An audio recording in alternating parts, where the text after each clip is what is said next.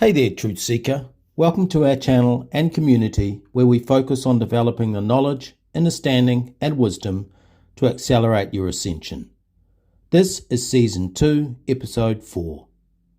For those returning, welcome back, and a massive hello to our new subscribers and listeners. We appreciate you. My name is David Keratin. I am a 13-sign astrologer, indigo warrior, and EDM DJ. Feel free to check out our playlist linked below. My partner, Sana, and I work together with 13-sign astrology. Today we will both narrate this fascinating reading. For disclosure, we subscribe to the Astro app platform. Before we go further, what can you expect from today's reading and what is our channel about? Our guiding principle is that the beginning of wisdom is to know thyself. To contribute to this, we explore and interpret the 13-sign astrology system that includes the constellation of Ophiuchus, the archetype of the divine feminine in the age of awakening. In the night sky, the southern part of Ophiuchus sits between Scorpius to the west and Sagittarius to the east. Known as the Snake Bearer and Golden Eagle, Ophiuchus is located opposite Orion, the home of Saturn. This reading is about the Aquarius Supermoon, occurring on Monday, February 20, 2023 at 8:05 p.m. New Zealand Daylight Time, where we are located. For those in the United States, this equates to 2:05 a.m. Eastern Standard Time the same day. This is a rare new moon, involving a conjunction with Saturn, who enters Aquarius concurrently, and the asteroid Icarus, who represents risk and reward. It was 29 years ago, in 1994, that Saturn was last at 0 degrees Aquarius. That year, 3 transformative events unfolded that have had a deep impact. Before we discuss those, the key message is that we, humanity, in 2023, have reached a fork in the road, just like we did in 1994. If history is any teacher, what lies ahead is unlimited opportunity. With that said, we acknowledge the many competing groups across the planet. What unifies each of these is a desire for change. Many consider Aquarius to be the reformer, the radical, the inventor, and the innovator, where Saturn is structure, mastery, restriction, and control. Aquarius symbolizes freedom from oppression, liberty, and self-sovereignty, the quest to pursue enlightenment, the unquenchable desire to raise the vibration of the planet, and the relentless drive to connect with conscious beings who exist throughout the multiverse. Aquarius, in our view, expresses the humanitarian values of connection, collaboration, and community. Aquarians are also found in science, technology, engineering, and math. These are the disciplines that represent the Saturnian-Aquarian fusion of organized chaos, systems thinking, and innovative change. Saturn, for his part, is a complex archetype. He governs the material world, time, and tradition. Called the Great Malefic in traditional astrology, Saturn is associated with fate, karma, and the Grim Reaper. In Jungian and archetypal psychology, Saturn is often called the Senex, a word derived from senos, meaning old or senior. The Saturn or Senex energy is realistic, grounded, and stable. They are also patient and pragmatic. These are some of the positive qualities of the Senex type. We are, after all, expected to grow up as individuals and as a collective. Part of that involves activating the Senex archetype. While Aquarius strives to disrupt, upend, and alter, Saturn provides solid resistance, causing us to meet somewhere in the middle. At this supermoon, we have 2 very clear impulses at play. One is the Senex, the senior, the traditionalist, represented by Saturn, whose wisdom comes from experience. The other is the inner child, the stirrer, the class clown, and the divergent thinker, represented by Aquarius.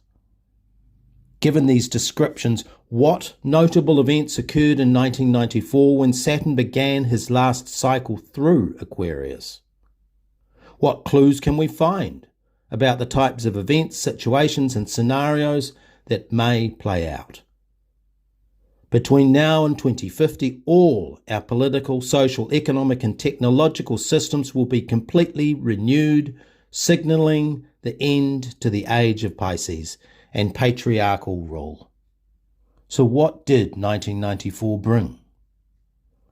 From a big picture perspective, Netscape Navigator was the first commercially successful web browser released to the public. The web has since proven to be a game changer for humanity. South Africa held its first multiracial elections, signalling the end of apartheid and racial segregation, a horrific system that had been in place since 1948. Nelson Mandela was elected president, and the political landscape was forever altered at that point. 1994 also saw the launch of the NASA STS-62 Shuttle mission from the Kennedy Space Center with a crew of 5. One of the things that NASA did while in orbit was grow crystals in microgravity. These crystals are now used extensively in the pharmaceutical and biotechnology industries to develop drugs and therapies. Big-name companies like Merck, GlaxoSmithKline, Bristol, Myers Squibb, and Eli Lilly have patented microgravity crystal technologies that they hope will become blockbuster innovations. With the benefits of hindsight, we can see how these 1994 Aquarian breakthroughs have slowly been suffocated, suppressed, and limited by Saturnian control structures. The key message is that we have reached a crossroads, a turning or inflection point. This applies individually and collectively. Is this new moon the true beginning of the age of Aquarius, given Saturn's role as the keeper of time? The leading players at this supermoon are Saturn, Zeus, Arcturus, Icarus, the Sun and Moon, who are all connected via a conjunction or trine. While Uranus is the current guardian of Aquarius, this planet was not formally discovered until March 1781, so prior to that, Saturn was considered the overseer of Aquarius. This is an important point, as older astrological texts suggest that Aquarian energies are flavoured and shaped by Saturn. Saturn's presence provides a framework to ground the free thinking so typically associated with Aquarian ideas. Saturn Aquarius expresses itself through the language of business plans and feasibility studies, market research and experimentation. Saturn in Aquarius blends insights and information from the past, present and future in equal measure as ideas, visions or projects are developed that seek to positively impact humanity. Now we will hear from Sana. The Kronos Saturn Zeus myth is fascinating and instructive here at the new moon. Saturn establishes a trine with Zeus in Virgo, who forms a conjunction with Arcturus. In Greek and Roman tradition, Saturn fathered Zeus, who later plotted to overthrow his dad. Saturn was the king of the Titans, the patriarch. Thus, the Saturn-Zeus or Kronos-Jupiter myth is about the age-old struggle between the present generation of rulers being usurped by up-and-comers who think they know better. The reason why there are two names for the same deity depends on whether the story or legend has come from ancient Greece or Rome. For purposes of illustration, we generally create an amalgam or blended character. Kronos, or Saturn, once ruled over a golden age for humanity. However, as the power corrupted his soul, he lost his way. Zeus, or Jupiter, his progeny, recognizing this, sought to do something about removing the old tyrant and herein lies the moral of this story. The trine between Saturn, representing the current rulership structures, and Zeus representing new enlightened leadership, says that the process of changing the guard is underway. Assisting is Arcturus, the bridge between Virgo and the 7 stars of the Great Bear in the constellation of Bootes. Virgo is the archetype of striving for purity through logical analysis. As a reminder, an archetype is a pattern or recurring symbol that appears in our dreams and waking consciousness. Archetypes therefore connect people, regardless of location, age, or any other label, because we all relate to them.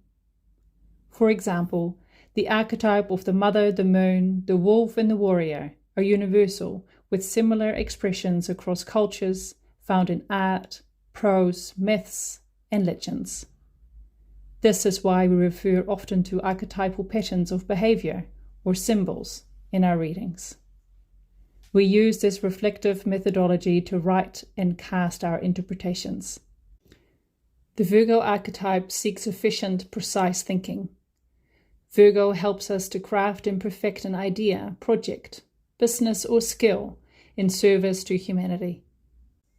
With Arcturus, the archetype of the protector and keeper of divine justice, in conjunction with Zeus, the deity associated with law, order, and servant leadership, generating a trine to Saturn, representing in this context oppressive authoritarian rule, we see that the conditions for peaceful transition have begun.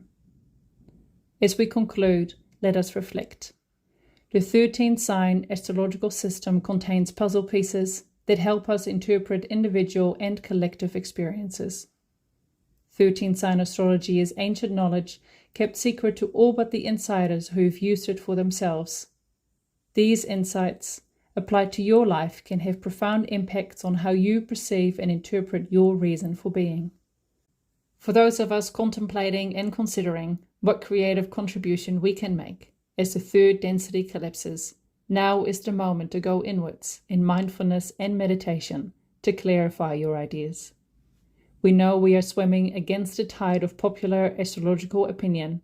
However, this is how we develop character, strength, and resilience. At this Aquarius supermoon, we commence a new 30-year Saturn cycle that brings us through to 2050.